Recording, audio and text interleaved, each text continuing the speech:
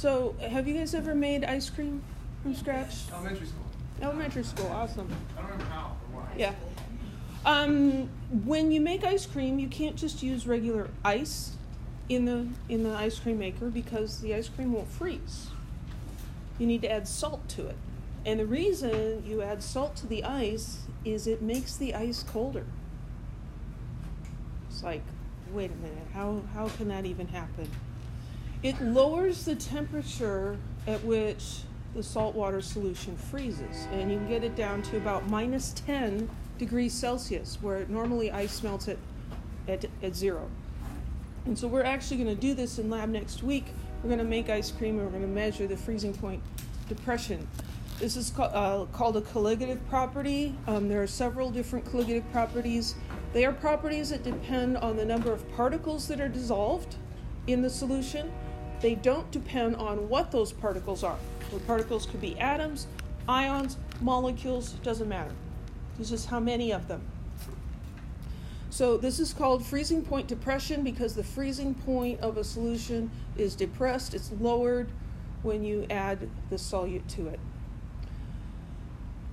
Colligative properties of electrolytes are slightly different than for non-electrolytes because an electrolyte forms ions in solution, right?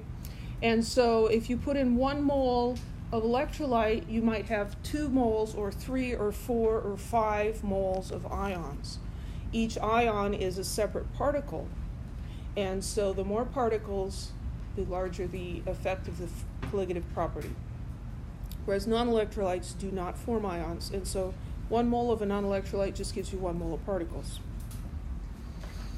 Vapor pressure lowering is another colligative property. We talked about what vapor pressure is. Here we have a closed container, and we have, we'll call that water.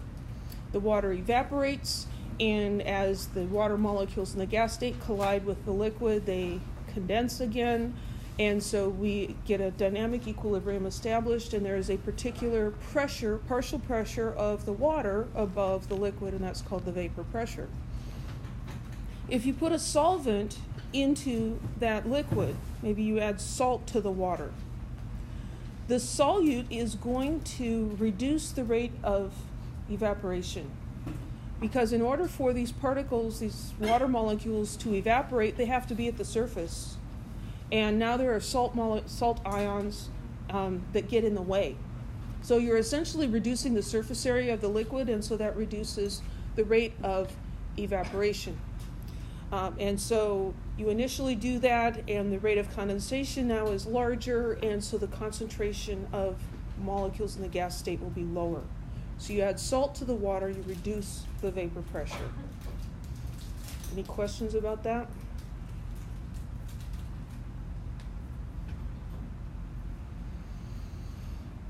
So that's a relatively easy to understand explanation. A more fundamental explanation involves entropy, this nature's tendency towards mixing the spread of energy.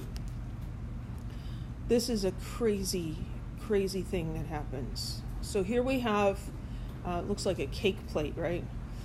So here you have a beaker with pure water and a beaker with concentrated sodium chloride solution. And you just leave them there. They are not connected in any way, but they are together in this confined space. You come back later, and the level of the solution in the salt beaker will be higher, and the level of the liquid in the pure water solution beaker will be lower. Water has moved from this beaker to that beaker, which seems to defy reason, right? But what's happening is the water evaporates. Water evaporates from both of these, and water condenses into both of these. But the rate of evaporation is lower here, and so the condensation increases. But this is also having that effect of diluting this solution to make it more like the pure solvent. So they naturally are mixing. What's confusing about it is that they're mixing through the air. Any questions about that? It's kind of trippy. Of course, we got to quantify everything, right? Raoult's law quantifies this vapor pressure lowering. So the vapor pressure of a solution is equal to the mole fraction of the solvent times the vapor pressure of the pure solvent. So the vapor pressure is directly proportional to the amount of solvent in the solution. So if it's pure solvent, then the mole fraction is 1, and 1 times the vapor pressure of the pure solvent would be the vapor pressure of the pure solvent. If you have less solvent, this number is going to be less than 1, and so the vapor pressure of the solution is lower. We can measure vapor pressure lowering as delta P. So that's the pressure, the final pressure minus the initial pressure, and that's going to be equal to the mole fraction of the solute times the pure vapor pressure, the vapor pressure of the pure solvent. And if you're interested, we can derive that relationship later, but I'm not going to do it in lecture. It's confusing though, because here the pressure is chi solvent, the mole fraction of the solvent, and down here it's the mole fraction of the solute.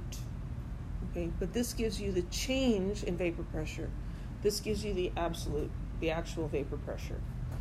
These sorts of equations will be given to you on the next exam because they are kind of confusing. So calculate the vapor pressure at 25 degrees Celsius of a solution containing 55.3 grams of ethylene glycol and 285.2 grams of water. The vapor pressure of pure water at 25 degrees C is 23.8 torr. Lots of stuff in there.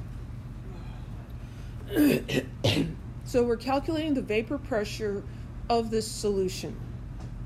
We're not calculating the vapor point or the change in vapor pressure. So we're going to use Raoult's law. The vapor pressure of the solution is equal to the mole fraction of the solvent, here the solvent is water, times the vapor pressure of pure water. This is the solution, this is the solvent, and the solvent. So we're given the vapor pressure of pure water at this temperature, that's right here. So that's fine. What we need is mole fraction of the solvent. So mole fraction of H2O. That's going to equal moles of H2O divided by moles of H2O plus moles of, I'm going to call it EG, ethylene glycol. So the hardest part about this problem is finding the mole fraction. So we need to convert some masses into moles. And the reason it has to be the mole fraction is because the change in the vapor pressure depends on the number of particles. Mass doesn't relate to number of particles, but moles does. So for the water, we've got 285.2 grams of water. So we can convert that to moles using the molar mass of water, 18.02 grams per mole. That's going to equal something, 285.2 divided by 18.02. 15.82, oops, get out of there. 8268 moles of water.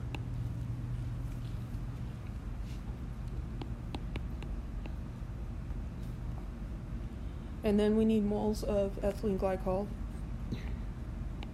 So 15.8 grams of ethylene glycol. And we need its molar mass. So the formula is given there. I'm going to combine terms 2, 4, I've got 6 hydrogens. 6 times 1.008. And I've got 2 carbons, 2 times 12.01. And I've got 2 oxygens, plus 2 times 16. Come up with 62.068. Anybody else get that? Yep. Thank you. 55.8 divided by 62.068.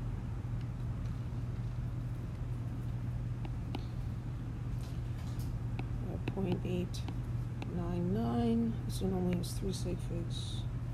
0.1 moles of ethylene glycol.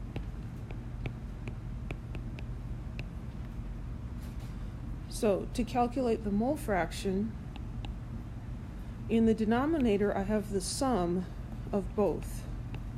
So 15.8268 plus the 0.89901, that's moles. And on top I have the 15.8268 moles. Moles cancel out. So we have 15.8268 divided by the quantity 15.8268 plus 0.89901, close parentheses, equals 0.94625. When I add these together, I'm going to end up with 2 decimal places. I'm going to have 4 sig figs and 4, so we have 4 here. I'm going to keep 2 extras. That's the mole fraction, has no units. So the vapor pressure of this solution is equal to the mole fraction, which we just calculated, times the vapor pressure of the pure water, which is 23.8 torr.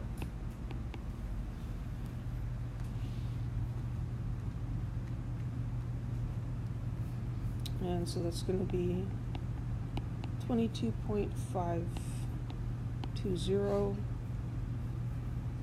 22.5 torr.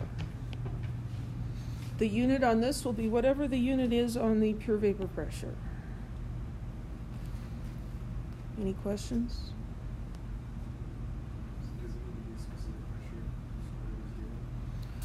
Well, this doesn't ask for a particular unit.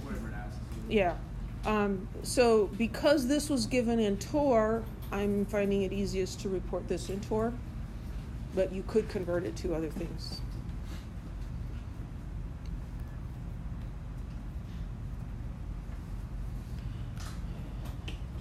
So if we have a solution in which one of the solutes is volatile, meaning it evaporates quickly or easily, then that makes things a little bit different. The volatile solute will contribute to the vapor pressure of the solution. Here we're assuming that the volatile solute is a non-electrolyte. So if we have an ideal solution, an ideal solution will follow Raoult's law at all concentrations for both the solute and the solvent. And the total pressure above an ideal solution is the sum of the partial pressures, the partial pressure from the solute and the partial pressure from the solvent.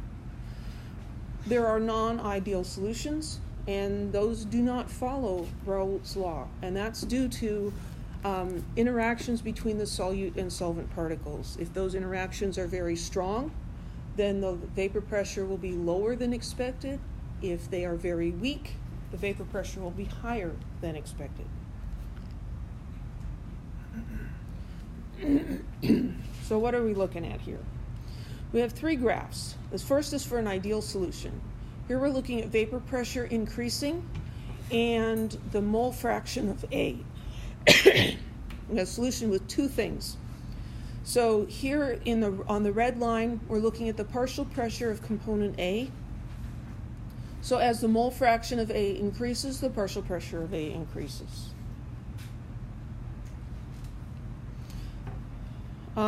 For compound B, when the mole fraction of A is 0, then the mole fraction of the other thing must be 1, because there's just the two things.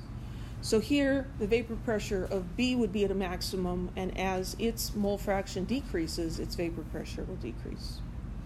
Until we get to this point where the vapor pressure of the solution is just the vapor pressure of component A, because that's all there's there. So an ideal solution, if we add the red line and the purple line, is that purple? Yeah. Okay. I screwed that up. I'm like, they used blue and purple wrong. Rewind. This is the vapor pressure of the solution. This is the vapor pressure of component B. Can't read. It starts at a maximum because here we have pure B. And as the mole fraction of A increases, the mole fraction of B decreases until the pressure of B is 0 when there is no B present. And the purple is the sum of the red and the blue. That's an ideal solution. Here's a case where we have strong solute-solvent interactions. And so as the mole fraction of A increases, the vapor pressure of A is less than what we would expect. And so you can think of that as, okay, A and B really like each other. They're attracted to each other, and so that's going to reduce the evaporation, because essentially your intermolecular forces are going to be stronger because of the presence of that solute. And so that's going to happen with the other one as well. And so then when we add these two together, we've got this Bode relationship here, where the vapor pressure is actually less here in the middle than it is at either end. And then this is the opposite effect, where we have weak solute-solvent interactions. So here, the solvent and the solute, they're forming a solution, but they don't like each other very much. And so they're happy to escape into the atmosphere.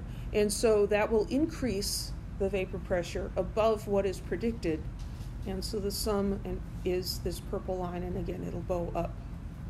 So we can have deviations from Raoult's law. Any questions?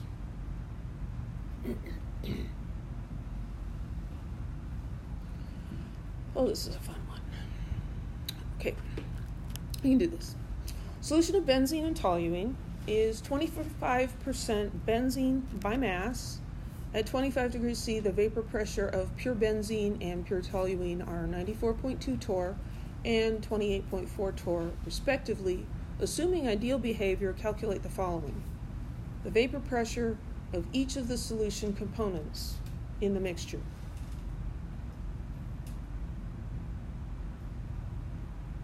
Well, what is the equation we use to calculate the vapor pressure of a solution?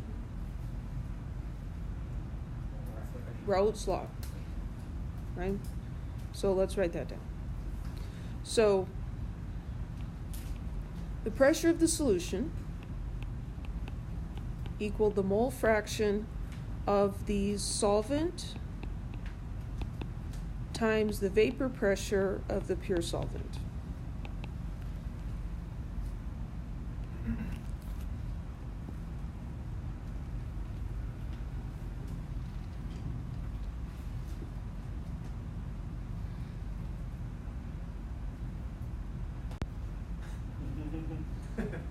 Okay, so this was Raoult's law for a solution with a non-volatile solute.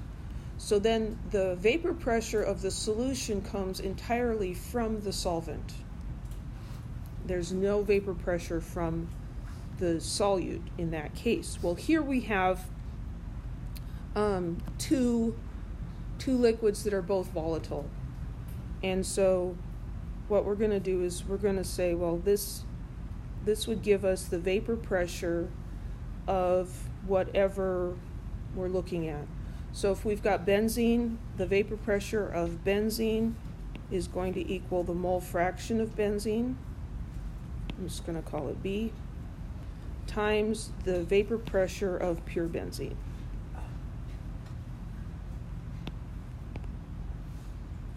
and likewise for toluene. Okay, so we need the mole fraction of benzene. We've got 25% benzene by mass. So 25.0% benzene, and so that's 25.0 grams of benzene per 100 grams of solution. That's what percent means. So what I need here is I need, in a given amount of this liquid, how many moles of benzene, how many moles of toluene. So this is a situation where I can choose something convenient. I left off the G there. I could choose a liter of solution. I'm going to choose 100 grams of solution, though. If I choose 100 grams of solution, how many grams of benzene are there? 25 grams, right? So I'm just going to choose 100 grams of the solution. So then if I multiply by 100 grams of solution, I've got 25 grams of benzene. And then I can use the molar mass of benzene. Benzene is C6H6, so 6 times 12.01 plus 6 times 1.008. That's 78.108.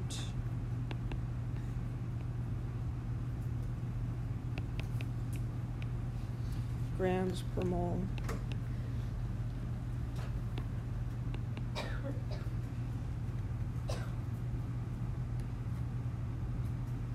So 0.32006 moles of benzene. How do I find the moles of toluene?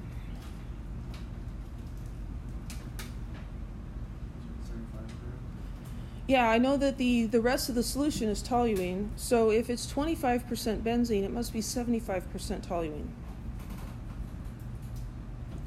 So 75% toluene then, because it has to add up to 100.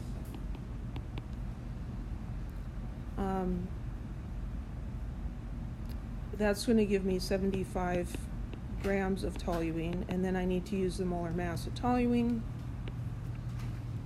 It's 7 times 12.01 plus 8 times 1.008, 92.134 grams per mole. Not 78, 75.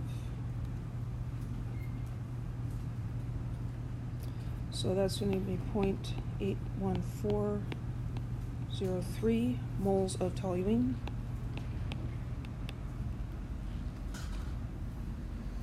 I need the mole fraction. So the mole fraction of benzene equals moles of benzene over moles of benzene plus moles of toluene.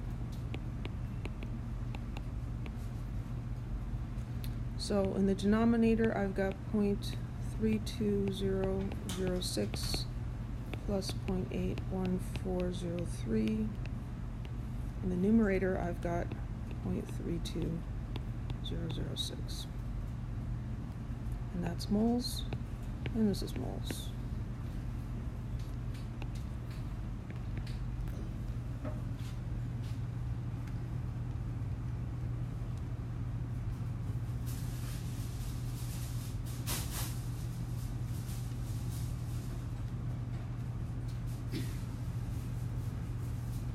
So 0.28221 is the mole fraction of benzene.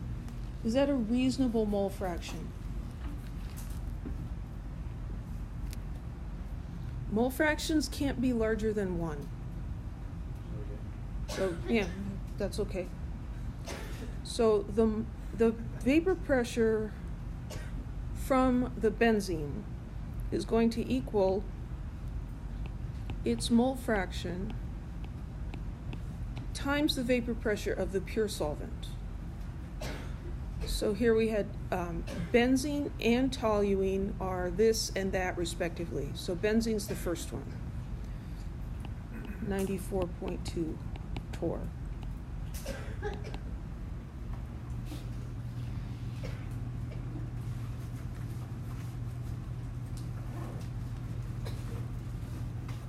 So that's going to give me 26.584 torr, which would round to 26.6.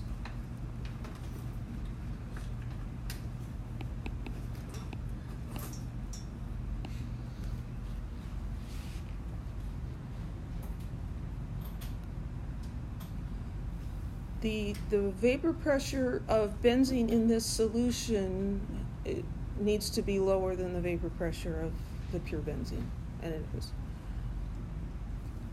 Now they also want the vapor pressure for the toluene. So vapor pressure for toluene is going to equal the mole fraction of toluene times the pure vapor pressure of toluene. Do we have to do all this calculating again? No. We have two components. Both of the mole fractions have to add up to 1. So the mole fraction for toluene is 1 minus the mole fraction for benzene. And then multiply that by the vapor pressure for pure toluene.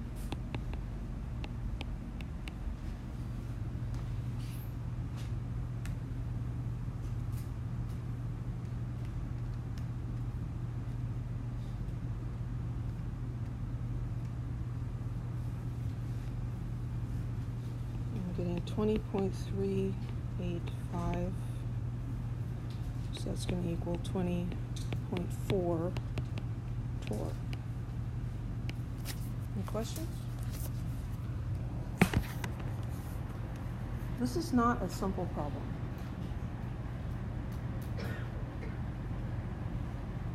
And that's not all that's asked. There's another part. That's part A, that's going to go on part B.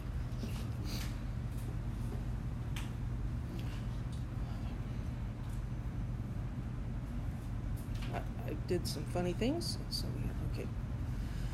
So now this is asking for the total pressure above the solution. Well, this is actually much easier because we're just going to add the two vapor pressures. Right, so we've got the 26.6. Let's use the unrounded though, 26.584. Plus the 20.385.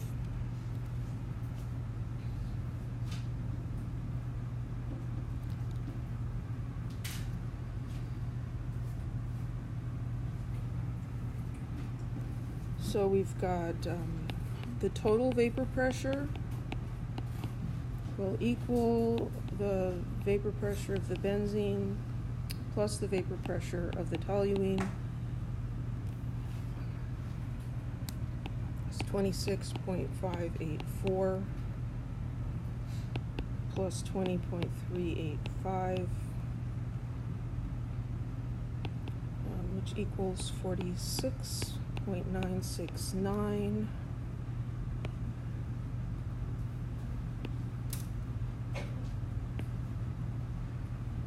So that's going to round to 47.0 torr.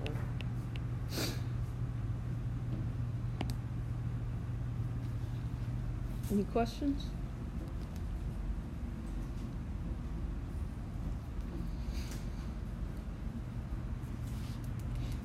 Okay, there's a part C too. Yeah. Don't you have to have it in the mole fraction? Well, so what I did here is, we're talking about the same solution. We calculated the partial pressure of each component. And so the partial pressure of the total solution is just the sum of those. So we already used the mole fractions.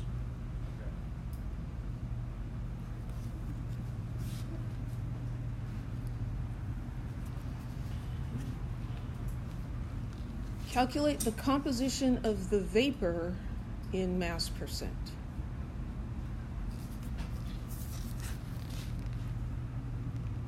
Okay, how do we even approach this? Well, the partial pressure tells us about how much of that is in the gas phase, right? So the composition of the vapor in mass percent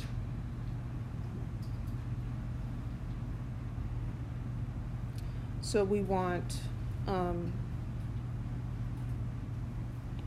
grams of, let's say, benzene divided by grams of benzene plus grams of toluene times 100 to get us percent benzene in the vapor. This is different than the percent of benzene in the solution.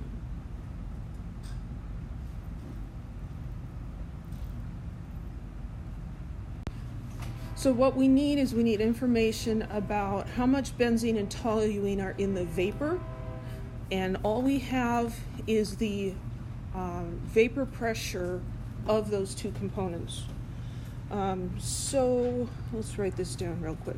The vapor pressure of the benzene was equal to 26.584.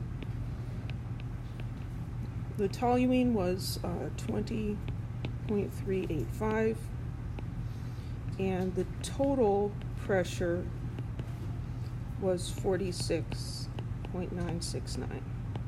All of those are in torr. So going back to the gas law chapter, when we talked about mixtures of gases, the partial pressure of a gas is equal to the mole fraction of the gas times the total pressure. We know the total pressure is right here. We know the partial pressure of benzene, and so we can find the mole fraction of benzene. And just like we took this 25% benzene by mass in the solution and found the mole fraction, we can go the other way and take the mole fraction back to a percent.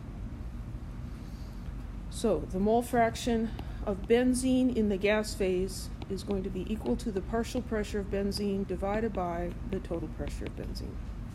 Total pressure of the gas. So 26.584 torr divided by 46.969 torr.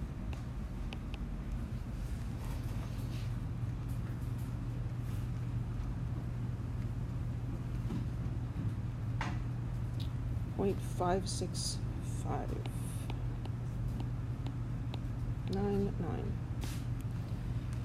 So that is the mole fraction of benzene.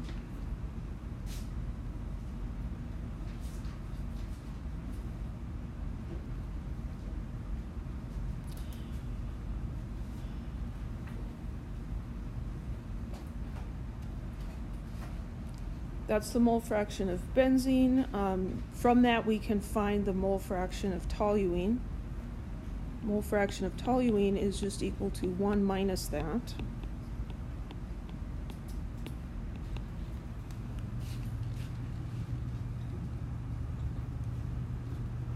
.434.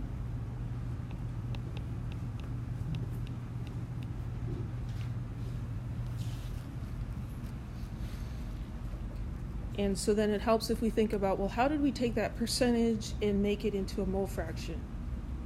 We had to choose an amount, right?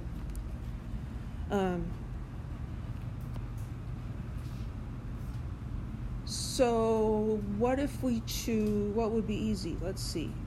We want grams of benzene divided by grams of benzene plus grams of toluene times 100.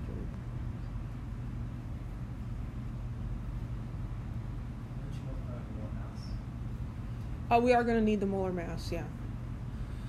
But we have to choose an amount because this is a ratio, really, of one to the other.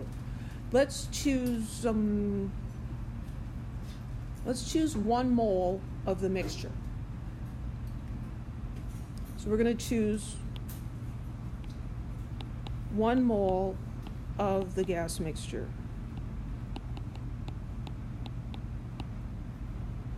So if we have 1 mole of gas and the mole fraction of benzene is 0.56599, then there must be 0.56599 moles of benzene, right?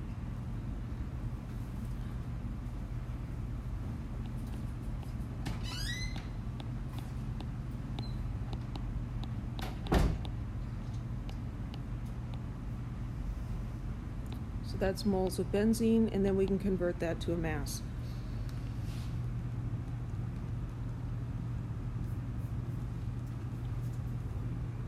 Way back up here. 78.108. Hmm? Just kidding. You're wrong ahead. Oh, okay. That's fine.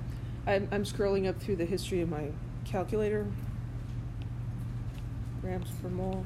74 is close. There's just not enough room on one slide for this stupid problem. So 78.108 times 0.56, 44.208 grams of benzene.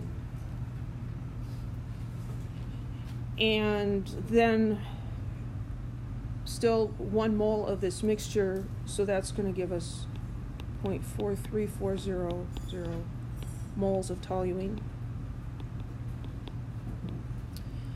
And the molar mass of toluene was something else. Close, 92.134 grams per mole. Oops, that times this, so 39.987.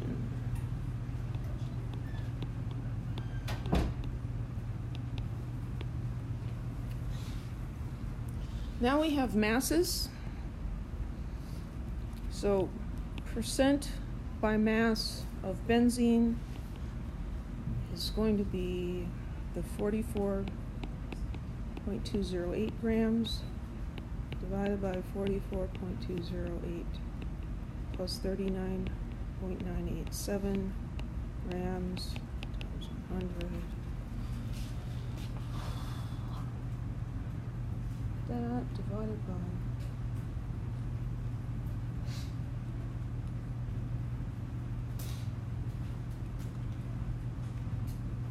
52.5%.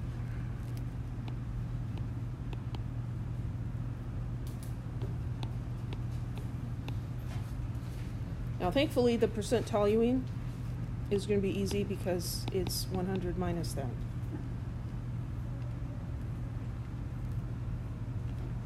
$47.493. So 47.5% toluene,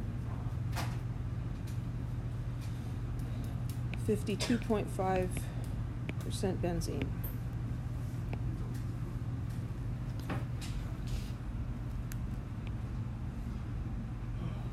That is a booger of a problem. So the vapor is 52.5% benzene. The solution is 25% benzene. Why is the vapor different? Not molar mass. Because one's more volatile than the other. The vapor pressures are different.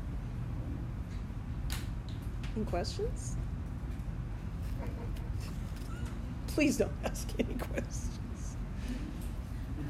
Enough of that. Did we skip anything? No. Okay. On to some other less hairy things. Freezing point depression, boiling point elevation. So here we have a phase diagram where we've got the solid, the liquid, and the gas.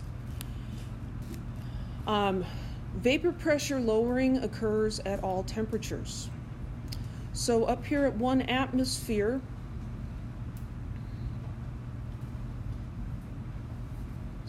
blanking again. It's a very blank day. The vapor pressure is going to be lower with a solution. The vapor pressure is the pressure at which it boils. So here's the boiling point at 1 atmosphere of pressure for this liquid. If I lower the vapor pressure, I bring the boiling point, well, the curve comes down here. So this curve is lowered everywhere, and this curve gets offset to the left, and that causes the freezing point to go down and the boiling point to go up. What this does is it extends the temperature range over which this is a liquid. The boiling point goes up, the freezing point goes down. Of course, we have equations for this. At least these are simple equations. The freezing point depression. The change in the freezing point is equal to the molality, there's that stupid unit, times the freezing point depression constant. Molality, moles solute per kilogram solvent. KF, you would look that up. It's going to depend on the solvent. The change in freezing point, now the freezing point is going down. It should be a negative number. It's generally reported as a positive number. I wouldn't do it that way, but that's the way everybody does it, so we got to go along. Here's a table of freezing point depression constants and boiling point elevation constants. And also it gives us some of the normal boiling point and normal freezing point, so that's useful. So calculate the freezing point of a 2.6 molal aqueous sucrose solution. So the solvent is water. This is our solute. And so we're looking for the freezing point. So we need a couple pieces of information. Our solvent's water. We need to know, the normal freezing point, and we need to know the freezing point depression constant. So 1.86, and the unit there is degrees Celsius per molal. So we're going to need that. So the freezing point depression constant for water, 1.86 degrees Celsius per molal. The change in the freezing point equals the freezing, well, let's do it the same way. The molality times the freezing point depression constant. Molality was handed to us. We need that after that last problem. So that's 2.6 molal times this constant, 1.86 degrees Celsius per molal. And the molals cancel out. 2.6 times 1.86.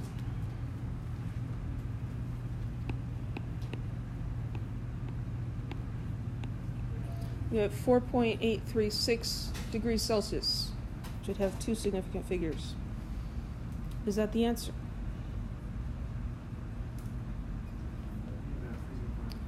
It wants the freezing point. This is the change in the freezing point. Well, what was the original freezing point? It's water. It was 0, right? So when it changes, does it go up or down? It goes down. And it went down 4.836. So it's gone down to negative 4.836. So the freezing point of this solution is equal to negative 4.8 degrees Celsius. Any questions? I used to have a hard time remembering which went up and which went down, until I remembered that it just stays a liquid over a longer range of temperatures. So the temperatures, the boiling point and the freezing point, they move out away from each other. So boiling point elevation. Similar equation, change in the boiling point, molality times a boiling point elevation constant. Again, that depends on the solvent. And we have a picture here of someone pouring antifreeze into the radiator of their car. So antifreeze is often ethylene glycol, which is nice because it's not very volatile. You're adding a solute to the water that makes the freezing point go down and the boiling point go up. So the radiator fluid is to help cool your engine. Here we only deal with hot temperatures, so your engine gets hot and you want that water to take the heat away from the engine and keep it from overheating. Well, if the water boils, then your radiator cap has a pressure valve on it, and that's where you get all this steam coming out of the front of your car, and you better pull over before you burn up your engine. Antifreeze raises the boiling point of the water, and so that's less likely to happen. So that's a good thing. It also it lowers the freezing point. So that doesn't matter here, but where I grew up, where you have a week, 2 weeks, 3 weeks maybe, where it doesn't get above freezing, you don't want the water in your radiator to freeze, because when water freezes, it expands and it breaks things. It breaks metal pipes. So antifreeze lowers the freezing point, keeps your engine from freezing. Calculate the boiling point of a 3.6 molal aqueous sucrose solution. Now these are colligative properties, so the fact that it's sucrose doesn't matter. It could be glucose or fructose or any of the oses. We need the boiling point elevation constant for water, though. See, my pointer is stuck over there. 0.512.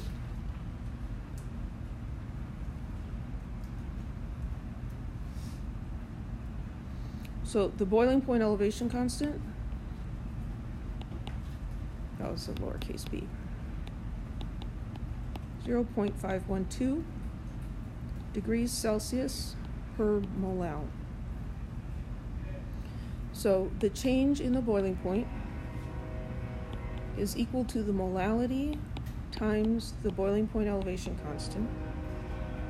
Molality here is 3.60 molal times the 0.512 degrees Celsius per molal.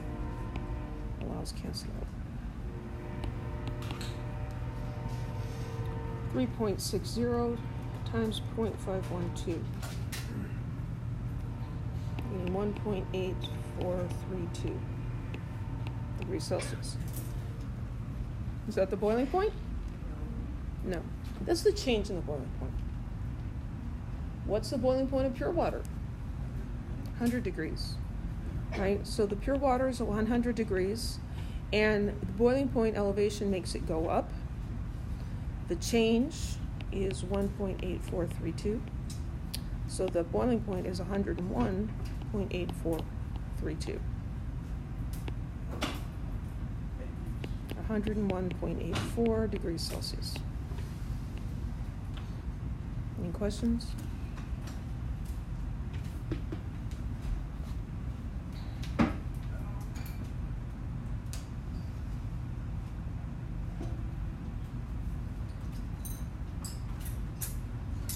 This is a section that never ends. Another colligative property is osmotic pressure.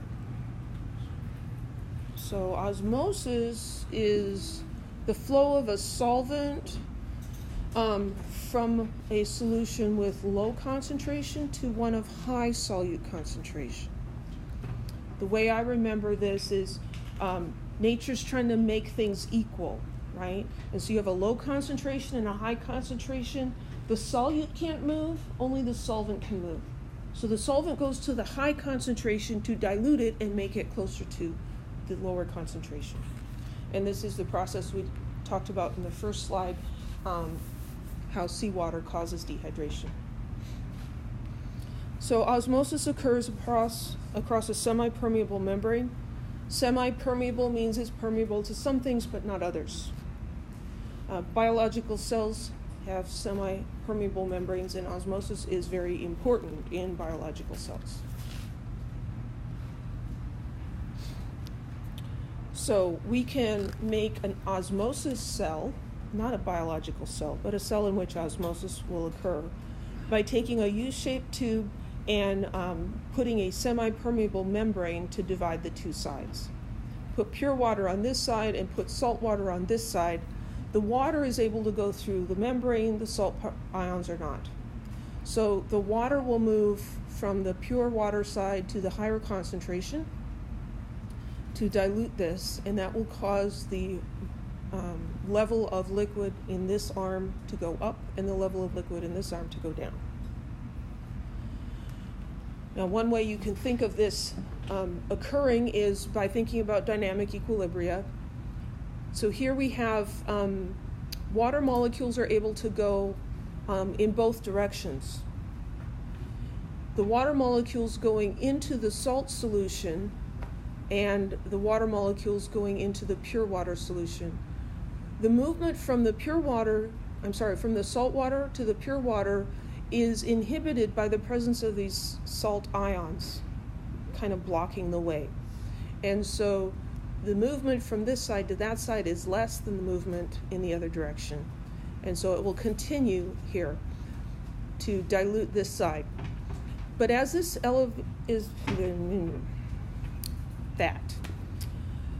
as this level goes up and this level goes down, this is a pressure difference. Gravity is pulling on this side and is eventually going to stop this from happening. It's not going to let it go all the way up. It would like to send all the water over here, but it won't because gravity is opposing it. So we learned when we studied gases that this difference in liquid corresponds to a difference in pressure. That is the osmotic pressure. That is the pressure you would need to apply to this arm to prevent osmosis from happening. If you put more pressure than the osmotic pressure on this side, you can force osmosis to go in the reverse direction. That's called reverse osmosis and is used as a technique to purify water. So you can force the water to move through the membrane, leaving the particles behind, but it requires pressure. This will happen on its own. Reverse osmosis requires you to do something. So, osmotic pressure, the pressure required to stop the osmotic flow, that has an equation as well. This is a yelling equation. It's a capital Pi is equal to capital M, capital R, capital T. So this is the molarity of the solution. This is the ideal gas constant, and here we're back to using the 0.08206 liter atmospheres per mole Kelvin. T is the temperature in Kelvin. And so when you take the molarity, moles per liter, times let's write this up. So the units work out. You got moles per liter times liter atmospheres per mole Kelvin times Kelvin. The moles cancel, the liters cancel, the Kelvins cancel, you're left with atmospheres, the osmotic pressure. So osmotic pressure depends on the concentration of the solution. It also depends on the temperature of the solution.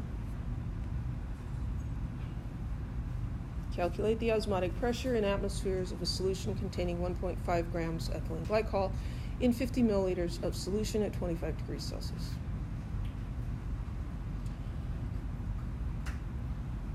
So the equation is the osmotic pressure is equal to the the molarity times the ideal gas constant times the temperature in kelvins.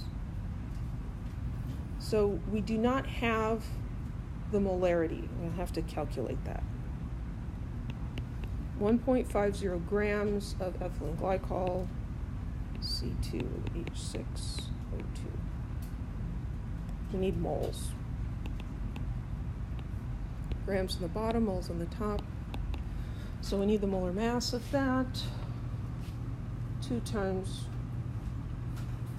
12.01 plus 6 times 1.008 plus 2 times 16. 62.068. So 1.5 divided by 62.068. 0.024167 moles. How do we get a molarity? Multiply by liters? Divide by liters. So we have moles, and we're going to divide by liters. 50 milliliters is how many liters? 0.05. 0500 liters.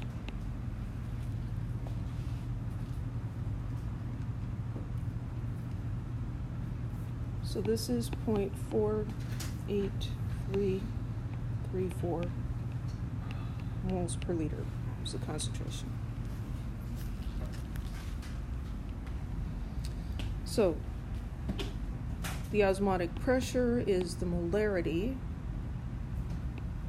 0.48334 moles per liter, times the ideal gas constant, 0.08206, that's not a 6, liter atmospheres per mole, Kelvin. And then we need the temperature in Kelvin.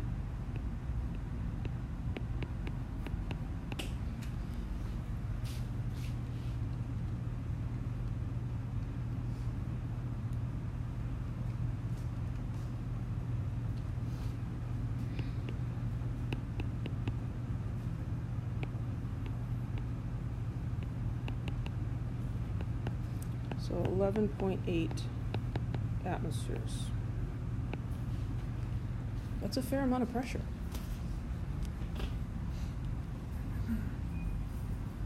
Any questions? All of this colligative properties stuff, the goal here is not to torture you with difficult calculations.